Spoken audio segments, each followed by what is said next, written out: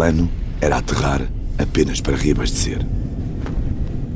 Este avião tem como destino a Sibéria, onde está a maior refinaria da empresa daquele homem baixo, de cabeça rapada e óculos, que vai a dormir a bordo. Tem um ar tímido e discreto, mas com apenas 40 anos, além de ser banqueiro, já controla 2% de toda a produção mundial de petróleo. São 5 da manhã e o avião aterra num aeroporto a meio caminho. Quando o piloto tenta estacionar, é travado por uma série de carrinhas que se atravessam à sua frente na pista. Um grupo de homens de uniforme, com máscaras e coletes à prova de bala, entra no avião onde segue o empresário russo. "Posem as armas!" gritam aos seguranças privados que seguem a bordo. É então que um dos agentes se aproxima do homem de cabeça rapada. "Temos um mandado. Venha connosco." O empresário é algemado e sai do avião com um agente dos serviços secretos russos a puxá-lo pelo braço. O homem mais rico da Rússia acaba de ser detido.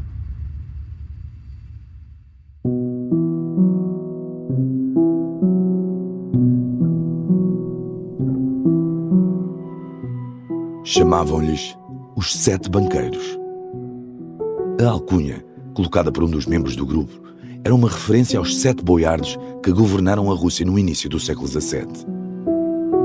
O autoelogio servia para destacar a influência que um pequeno grupo de banqueiros detinha sobre todo o poder político russo durante a presidência Yeltsin na década de 90. Mas a chegada de um homem quase desconhecido veio alterar tudo.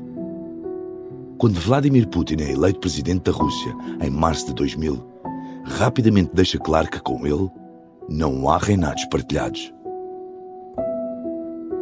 No espaço de menos de 3 anos, o grupo dos 7 banqueiros estará desfeito. Este homem que acaba de ser detido vai ser usado como exemplo.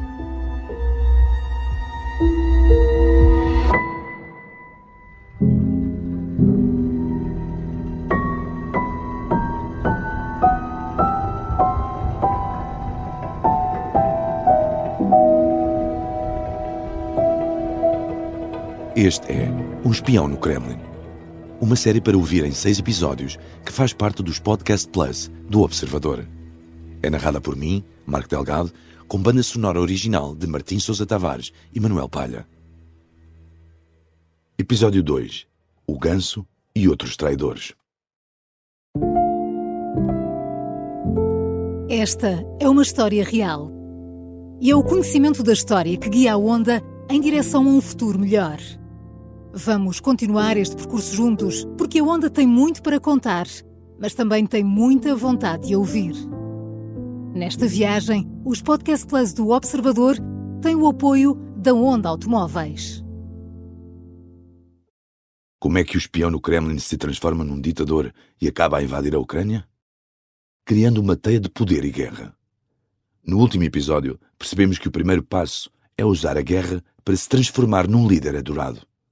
O segundo passo, como vão perceber agora, é silenciar os traidores.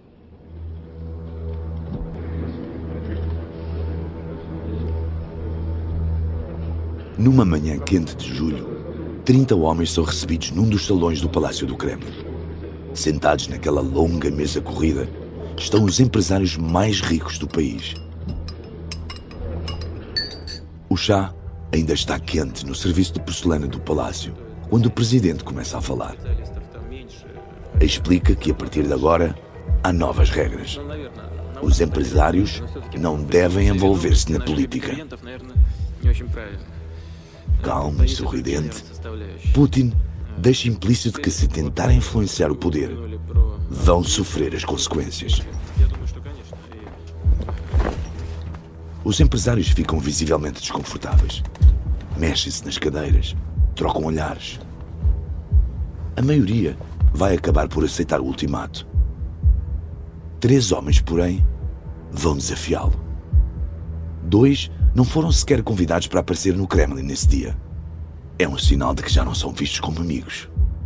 O terceiro homem faz parte do grupo de 30 empresários que estão nesta mesa a ouvir Putin.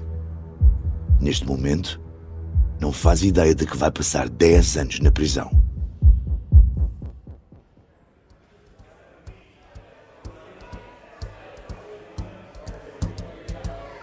Fly me to the moon, let me play among the stars. Era tão provável como chegar à Lua, disse um jornalista russo. Nesta noite de outubro de 1995, no salão de um dos hotéis Hilton em Genebra, celebra-se a entrada de um banco russo no mercado suíço. Há caviar, vodka gelada e música. Este sucesso só é possível por causa de um programa de privatizações polémico. Os banqueiros emprestavam dinheiro ao Estado e, em troca, recebiam ações numa série de empresas estatais lucrativas. Se o Estado não pagasse o empréstimo de volta a tempo e horas, os banqueiros podiam vender as empresas em leilões abertos. É assim que, quase do dia para a noite, surge uma nova classe de milionários no país. Uma classe que gosta de consumir caviar e vodka gelada a rodos, mas que gosta ainda mais de se manter perto do poder. Daí o nome que lhes dão: oligarcas.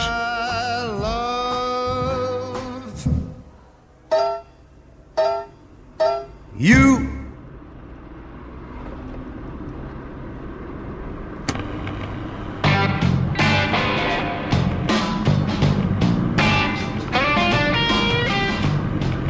Chamam-lhe o Ganso, pela semelhança de sons entre o seu apelido e essa palavra em russo.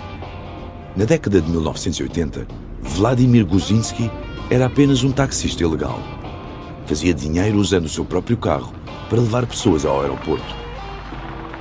Durante uma noite de trabalho pelas ruas de Moscovo, o Ganso fez uma pausa entre clientes para fumar um cigarro. Encostado ao seu carro, aquele homem franzino e de casaco de cabedal olhava em volta, distraído, quando reparou no ferro velho de carros que ficava ali ao pé e viu um enorme cabo de cobre puro. Percebeu que estava ali uma mina de ouro. Poucos anos depois, as pulseiras de cobre que criou já eram um acessório de moda popular em toda a Rússia. Distinguiam-nas 2 pequenos dragões gravados ao lado do nome da marca. A partir daí, foi sempre a subir para este empresário. Em 1993, usou parte dos seus milhões para fundar o primeiro canal de televisão privado do país. A nossa profissão são as notícias. Era o lema da NTV. Mas o verdadeiro objetivo do Ganso era influenciar o poder. Guzinski não apoia Putin para suceder a Yeltsin, e o seu canal reflete esse posicionamento.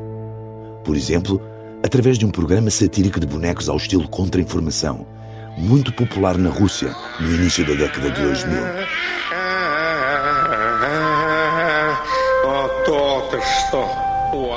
Num dos episódios, ridicularizam Putin.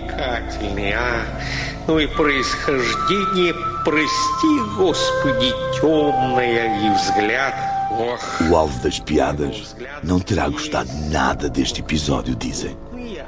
Desde que chegou à presidência, segue atentamente tudo o que se passa na televisão. Na sua secretária no Kremlin, tem sempre um comando para ir mudando de canais. Mas apesar disso, não foi o programa de bonecos que ditou o fim da NTV. Место действия Рязань, время действия сентябрь 1999 года. Estamos em março de 2000, a apenas 2 dias da eleição presidencial que vai dar a vitória a Vladimir Putin. A NTV exibe um documentário de investigação. O tema é o incidente em Ryazan, quando 2 agentes do FSB foram apanhados a colocar o que parecia uma bomba na cave de um prédio. O programa explora o possível envolvimento dos serviços secretos nas explosões que abalaram o país em 1999. A reação do governo não tarda. O ministro da Informação deixa um recado a um dos chefes do canal. A NTV passou das marcas. A partir de agora, aos nossos olhos, vocês são criminosos.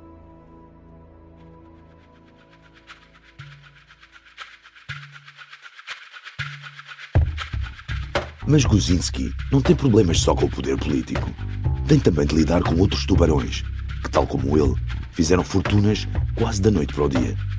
O maior deles todos chama-se Boris Berezovsky.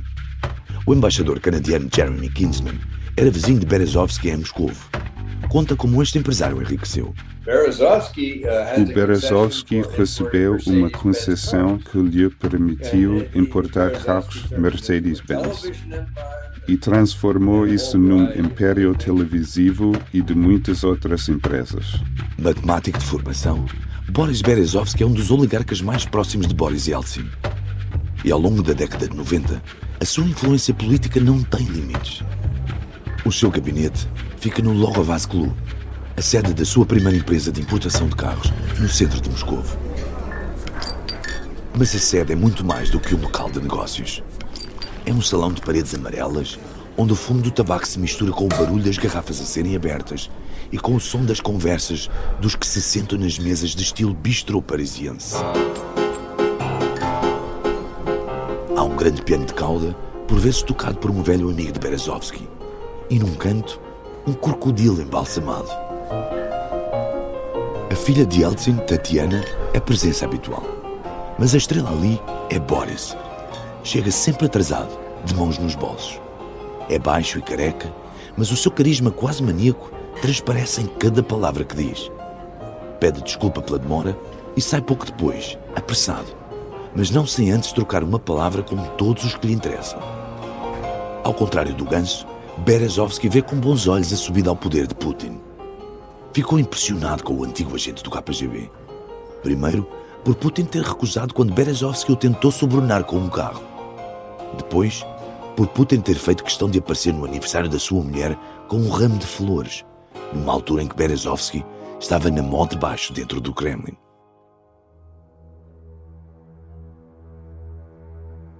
A proximidade entre os dois era tal que em julho de 1999 é ele quem dá a Putin a notícia de que Yeltsin o quer convidar para primeiro-ministro e provável sucessor na presidência. Berezovsky viaja então para Biarritz, no sul de França, onde Vladimir estava a passar férias com a família num apartamento modesto. E faz-lhe a proposta. No fim ele disse: "Muito bem, vamos tentar. Mas entendes que tem de ser o Boris Nikolaevich a dizer-me-o diretamente." E Yeltsin assim fez. Уважаемые граждане России, дорогие друзья. O primeiro mandato de Vladimir Putin parecia seguir o mesmo caminho das democracias ocidentais. Именно к вам, потому что вы доверили мне высший государственный пост в стране. Mas um olhar mais atento revelava uma realidade diferente, como nos explica Sergei Guriev, economista russo independente que trabalhou como consultor do Kremlin nesses primeiros tempos, antes de se desiludir de tal forma que se juntou ao opositor Alexei Navalny. Ele nunca foi um liberal. Economicamente, sim. Recrutou pessoas para levar a cabo reformas e continuou a fazê-las até 2002-2003. Essas reformas deram bons frutos, mas no que diz respeito à política, abriu uma nova ofensiva contra os médias livres desde o primeiro dia. E, hoje, sabemos também que era corrupto desde o primeiro dia. Os mídia foram os primeiros alvos de Putin. Em concreto, a NTV, do Ganso. Федеральная служба безопасности, налоговая полиция, налоговая инспекция, арбитражный суд, суд городской в Москве, Газпром. 4 dias depois de Vladimir Putin tomar posse como presidente da Rússia, a sede da NTV é alvo de buscas. Um grupo de agentes vestidos de camuflado e com máscaras a tapar a cabeça entram nos escritórios e vasculham tudo, indiferentes aos jornalistas e outros funcionários no local. Será a primeira de 35 buscas nos meses seguintes. O responsável financeiro da empresa é detido. É aberto um processo judicial com audições para possivelmente liquidar a empresa. Mesmo com toda a pressão, o Ganso não recua e critica publicamente o presidente. Numa entrevista, diz que a ideia de Putin como um democrata é um mito. Uma semana depois, Guzinski é convocado para um interrogatório na sede da Procuradoria-Geral. Vai sem advogado, uma decisão que lhe sai cara. 1h15 depois de começar a ser ouvido, é oficialmente detido por suspeitas num caso de fraude com uma antiga empresa privatizada. Вызывается вечером человек, приглашается в качестве свидетеля, моментально превращается в подозреваемого или обвиняемого сразу, арестовывается. E o следователь... Enquanto tudo isto acontece em Moscou, Putin está numa visita de Estado à Espanha. Os jornalistas que o acompanham fazem-lhe perguntas sobre a detenção do empresário. Putin começa por dizer que não sabe detalhes e que ainda não conseguiu falar com o Procurador-Geral. Ao mesmo tempo, em Moscou, o ministro da imprensa faz uma proposta ao número 2 do Ganso. Se a NTV for totalmente vendida à empresa estatal Gazprom por $300 milhões, as acusações contra Guzinski caem. Na cadeia, fazem a mesma oferta ao Ganso e também o ameaçam. Dizem-lhe que o vão pôr em celas cheias de prisioneiros com tuberculose e sida. Sente-se um refém e desabafa. Quando se tem uma arma apontada à cabeça, só há duas opções: aceitar as condições dos bandidos ou levar com uma bala. Guzinski aceita as condições. 3 dias depois, sai em liberdade e embarca num avião para a Espanha. Não é ele o empresário que foi detido a bordo de um avião, como contámos no início deste episódio. Esse é outro homem que ainda vamos conhecer melhor. Mas Guzinski, o ganso do cobre e dos mídia, nunca mais regressou à Rússia.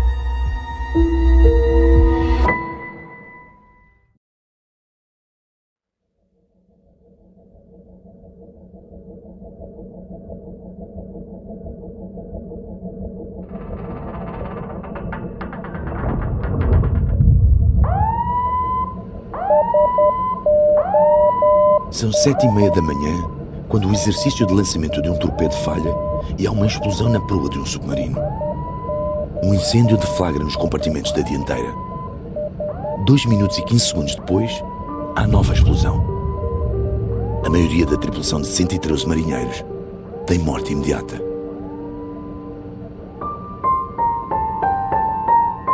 No fundo do mar de Barents, entre a Noruega e a Rússia, é quase impossível que alguém ouça o desastre que aconteceu no submarino nuclear Kursk.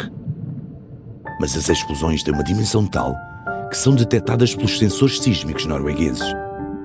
E os oficiais russos que estão a monitorizar o exercício naval à distância percebem de imediato que algo aconteceu.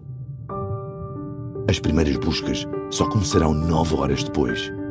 Isto apesar de 23 marinheiros ainda estarem vivos, trancados num dos compartimentos da parte de trás do submarino, que se vai afundando lentamente. O presidente Vladimir Putin está de férias na estância balnear russa de Sochi. Só é informado do que se passa na manhã do dia seguinte, quando o Kursk já se afundou. Dizem-lhe apenas que o submarino está desaparecido. Na mesma manhã, começam a circular rumores entre os familiares dos marinheiros. Muitos começam a juntar-se na base naval mais próxima do mar de Barents para pedir informações. O presidente parece paralisado. Rejeita as ofertas de ajuda dos governos norueguês e norte-americano. Não interrompe as férias. Deixa o Ministério da Defesa tratar dos comunicados. E este vai dando informações falsas ao público. Единственное ясно, что люди живы, и ясно второе, что экипаж подает сигналы СОС. Вот это точно ясно. Toda a gente a bordo está viva, garante um responsável da Marinha. A essa hora, todos os marinheiros já tinham morrido. Boris Berezovsky telefona ao presidente e insiste sem sucesso que ele interrompa as férias. Berezovsky já tinha tido a ousadia de criticar algumas decisões de Putin, mas agora vai cometer um erro fatal.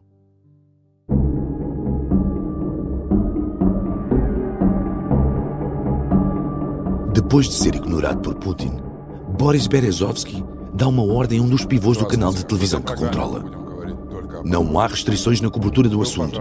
Faz o que quiseres. День города в Москве совпал с их похоронами. Были и другие события, но гибель Курска остается главной болью. A ORT junta-se assim ao tom crítico do resto da imprensa nacional, enquanto as buscas decorrem. Por que é que o presidente tem estado em silêncio? Pergunta-se numa manchete. Outro jornal publica uma série de fotos de Putin nas férias, bronzeado, a jogar snooker com responsáveis da Marinha. A legenda diz simplesmente: eles não se afundam.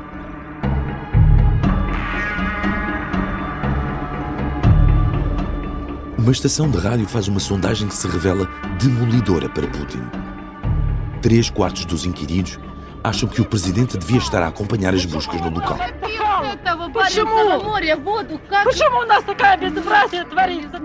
Na base naval, o canal de Berezovsky entrevista as mulheres dos marinheiros, que fazem críticas ao poder político. O presidente, furioso, telefona a um dos jornalistas e acusa-o de ter contratado prostitutas para falarem mal dele na televisão. Mas o clamor das famílias é cada vez mais audível. Quando o vice-primeiro-ministro vai à base para falar com elas, uma das mulheres perde as estribeiras. Chama-lhe porco e acusa-o de estar a engordar enquanto o filho está a morrer. Tentam acalmá-la. Uma enfermeira da Marinha aproxima-se e injeta-lhe um sedativo. A mulher desmaia. Tudo é captado pelas televisões. Perante a situação caótica, o presidente percebe finalmente que tem de ir ao local. E é então que acontece algo que Putin nunca mais vai permitir que se repita. Fala diretamente com a multidão em fúria. Вопрос в том, что трудно было себе представить, и мне, в том числе, могу сказать откровенно. As famílias esperavam pelo presidente desde as 4 da tarde, mas ele só aparece à noite. De fato preto, sem gravata, reúne-se com os cerca de 500 familiares que ali estão. As televisões só têm autorização para filmar os primeiros 30 segundos. Os jornalistas são depois retirados da sala, com exceção de um, que finge ser familiar das vítimas e esconde o gravador debaixo do casaco. O encontro começa tenso, mas à medida que Putin fala, consegue domar a multidão. Saiu dali como o presidente daqueles que estavam prontos para o despedaçar pouco antes. Resume o jornalista que ficou na sala. O Kursk serviu-lhe de lição.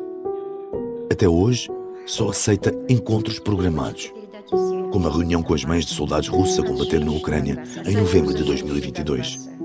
Todas elas com ligações ao partido ou ao governo. Слова благодарности вам, поддержки. Мы все смертные. Мы все под Господом. Depois de controlar a fúria das famílias do Kursk, passa à fase seguinte. Responder aos ataques mediáticos de que foi alvo. Na televisão, ameaça os oligarcas que o traíram e que acusa de aproveitamento político. Seria melhor para eles venderem as suas vilas na costa mediterrânica de França ou Espanha. Aí teriam de explicar porque é que estas propriedades estão registadas em nomes falsos ou em nome de empresas. E aí perguntaríamos de onde veio o dinheiro. Putin decidiu que a ação de Berezovsky era a ação de um traidor. E um traidor é pior do que um inimigo. A um jornalista russo, nesse mesmo mês de agosto, o próprio presidente explicou que um traidor é um homem que está sempre por perto, mas no momento em que acha que estamos fracos, esfaqueia-nos pelas costas. Para eles, não pode haver misericórdia. No final de agosto, Putin e o seu chefe de gabinete recebem Berezovsky no Kremlin. O que aconteceu na reunião foi relatado mais tarde pelo próprio empresário.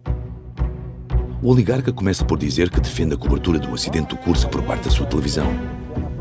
No seu habitual tom lisonjeiro, reforça que as críticas ajudam o presidente, porque revelam que ele não tem intenções de censurar os mídia.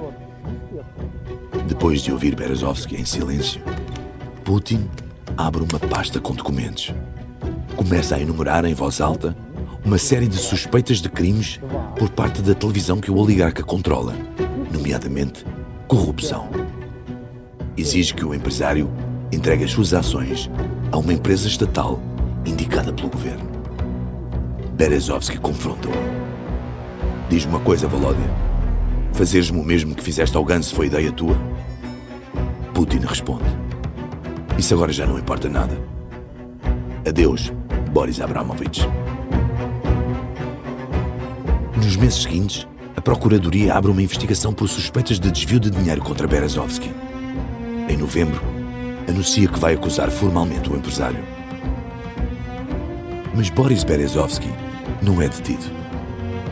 Também não é ele o homem apanhado à meia da noite num avião pelos serviços especiais. Em vez disso, decide pedir asilo político no Reino Unido, que lhe é concedido. Como Kuczynski, nunca mais regressará à Rússia.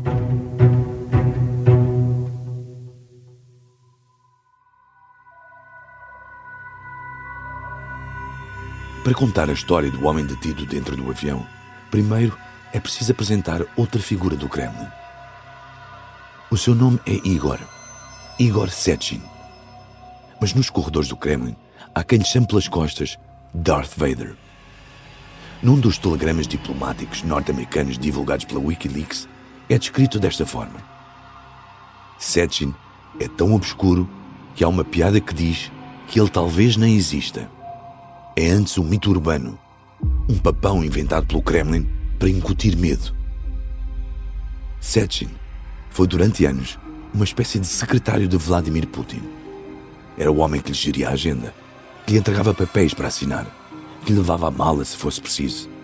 Sempre servil, de cabeça e voz baixas, mas sempre a atuar na sombra. O economista Sergei Guriev, que se cruzou com ele, descreve assim o seu percurso. Sechin foi atrás de Putin para o governo, logo na década de 90, quando Putin foi para Moscou. Sechin seguiu Putin para todo lado. A certa altura criou o Rosneft e começou a geri-la, mas antes disso ocupou vários lugares no governo e sempre estava muito próximo de Putin. Para além disso, teve um papel no KGB também. Quando Putin se tornou presidente, Sechin não trabalhava no FSB, mas havia rumores de que ele escolhia pessoas-chave dentro do FSB. A ligação de Sechin ao KGB remonta à década de 80 e passa por Angola e Moçambique. Foi ali que trabalhou, oficialmente como tradutor militar, durante as guerras civis de ambos os países. Vários especialistas dizem que, na prática, Sechin trabalharia como espião. Segundo a imprensa russa, poderia mesmo estar ligado ao fornecimento de armas aos grupos africanos pró-soviéticos. Nesse período, aprendeu a falar português fluentemente, o que viria a ter um peso determinante no seu futuro. Foi graças a isso que conheceu Vladimir Putin, quando este trabalhava na Câmara de São Petersburgo, numa viagem ao Brasil em que Sechin serviu de tradutor. Desde que gera a petrolífera estatal Rosneft, que Sechin também usa o português como arma. O seu braço direito na empresa é Didier Casemiro, um luso-descendente belga. Segundo a agência Bloomberg, os dois falam em português durante as reuniões quando não querem que mais ninguém compreenda a sua conversa.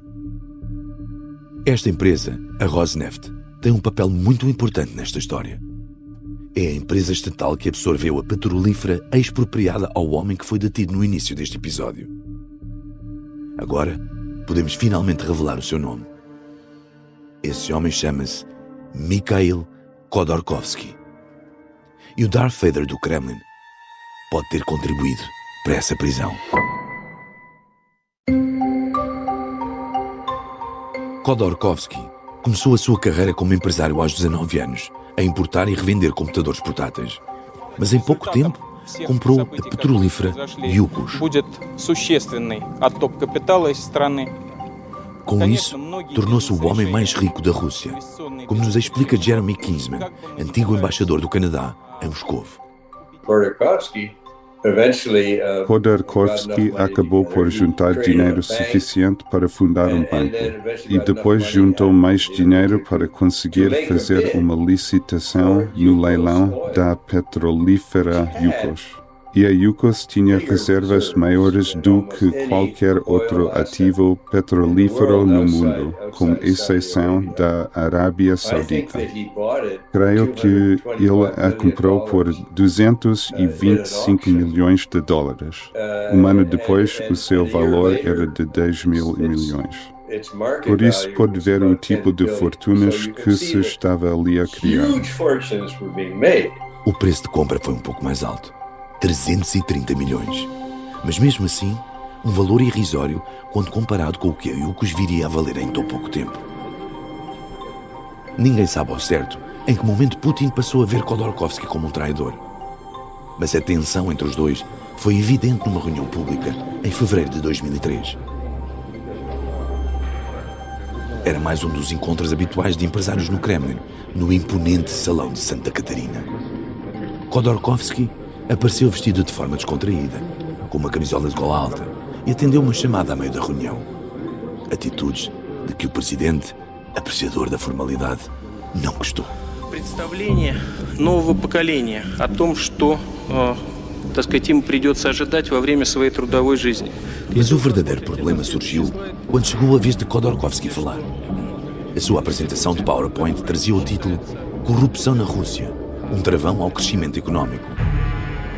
E o empresário passou ao ataque, denunciando suspeitas de corrupção no negócio da empresa estatal Rosneft, que comprara recentemente uma pequena produtora por um valor muito superior ao estimado. Putin, irritado, reagiu de imediato. Теперь вот вы упомянули про Роснефть, там и сделку с Сибнефтью. Я думаю, что, конечно, и A Rosneft precisa de novas reservas como qualquer outra empresa. E a Yukos, a sua empresa, também tem reservas em excesso. Como é que as obteve? Perguntou. Depois da reunião, Putin transmite o seu desagrado a um amigo, que mais tarde conta a conversa a um jornalista russo. Depois de tudo aquilo em que eles já meteram a mão, agora vem aqui acusar-me de aceitar subornos? Ele tem a lata de me dar lições de moral em frente a toda a gente? Outros problemas acumularam-se para Khodorkovsky nos meses seguintes. Em abril, o empresário negocia uma fusão com a empresa de Roman Abramovich e começa a sondar a possibilidade de juntar ao negócio petrolíferas americanas, o que desagrada ao Kremlin. O presidente também informa diretamente Khodorkovsky que sabe que este anda a financiar o Partido Comunista, a principal força da oposição, a poucos meses das eleições parlamentares. Todas essas razões são apontadas como possíveis explicações para a prisão de Khodorkovsky. Mas haverá mais, e envolvem aquele homem a quem chamam Darth Vader e que fala português. Sechin mandara colocar Khodorkovsky sob escuta, e era ele quem entregava pessoalmente os relatórios com os resumos das conversas ao presidente. Os rumores no Kremlin dizem que esses relatórios traziam conversas suspeitas do empresário com políticos dos Estados Unidos.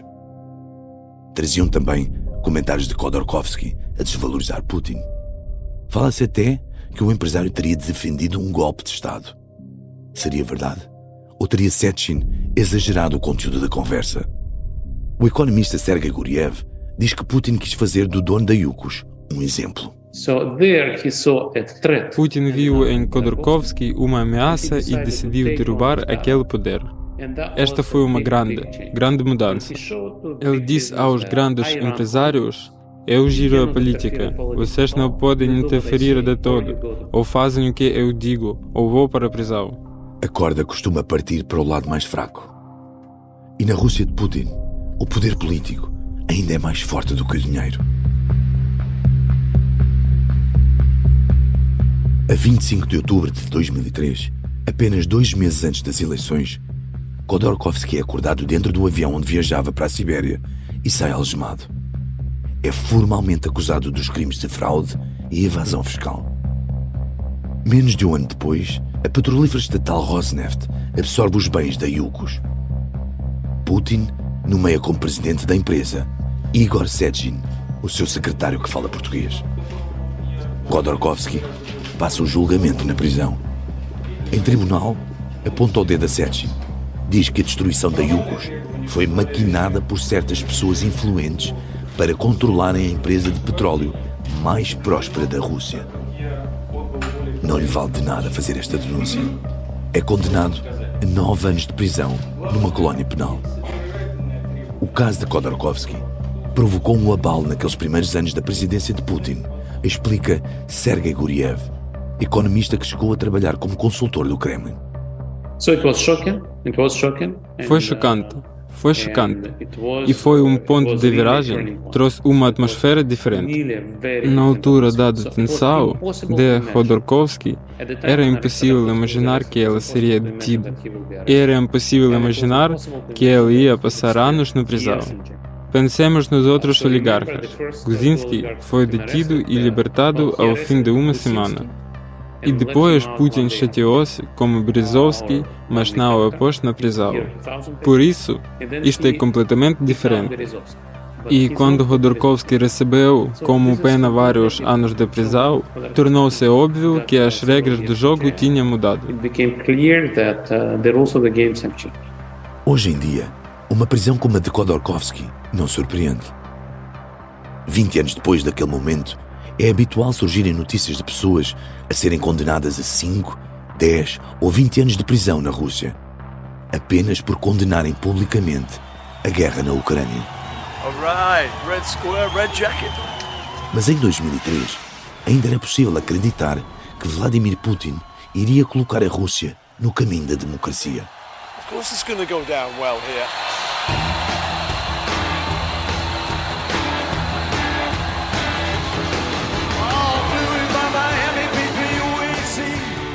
Vladimir Milov, que nessa altura já tinha sido vice-ministro da Energia e batido com a porta em desacordo por questões técnicas, ainda acreditava naquele homem. A última vez que o vi foi em maio de 2003, durante o concerto de Paul McCartney, na Praça Vermelha. Há uma gravação deste famoso momento em que, a meio do concerto, ele sai do Kremlin a pé e senta-se ali, a 5 metros de nós.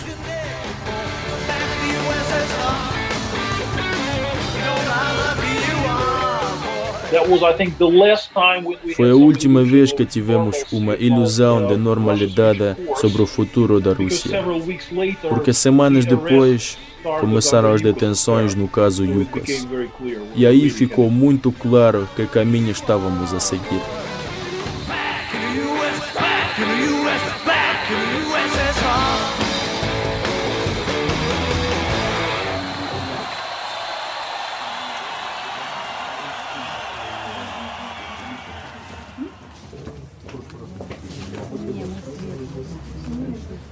Boris Berezovsky já vivia em Londres há quase 10 anos.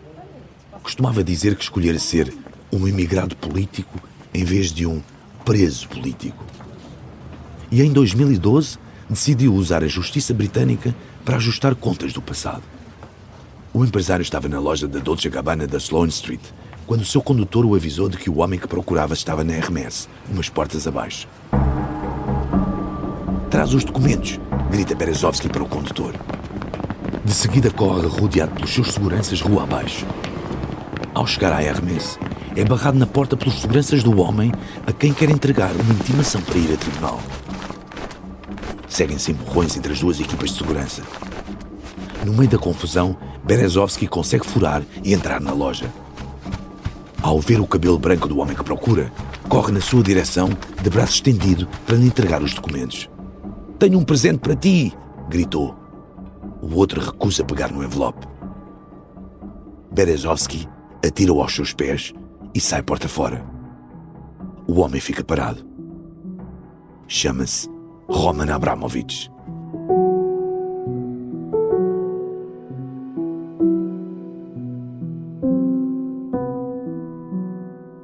O mundo tinha ficado a conhecer Abramovich uns anos antes, quando o milionário russo comprou o Chelsea em 2003 e devolveu a glória ao clube londrino após a contratação do treinador português José Mourinho. Mas o julgamento que o vai opor a Boris Berezovsky vai começar a desvendar como, para além dos holofotes do futebol, este homem pode ser muito mais próximo de Putin do que a maioria das pessoas pensava.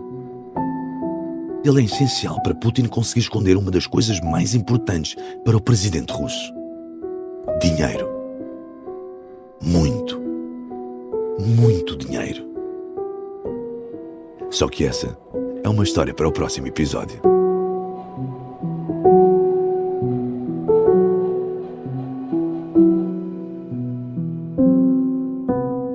Um Espião no Kremlin é uma série em 6 episódios e faz parte dos Podcast Plus do Observador. É narrada por mim, Marco Delgado, e tem banda sonora original de Martim Sousa Tavares e Manuel Palha. O guião e as entrevistas são de Cátia Bruno. A edição é de João Santos Duarte. A sonoplastia é de Bernardo Almeida.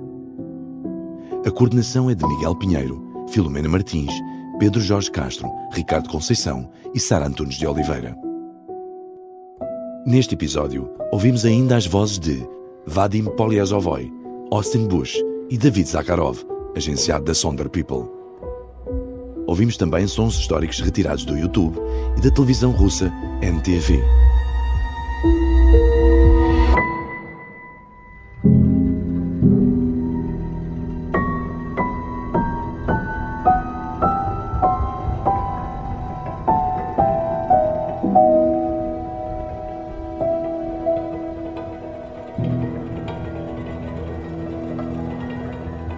Podcast Plus do Observador. É mais do que um podcast. Os Podcast Plus do Observador têm o apoio da Onda Automóveis.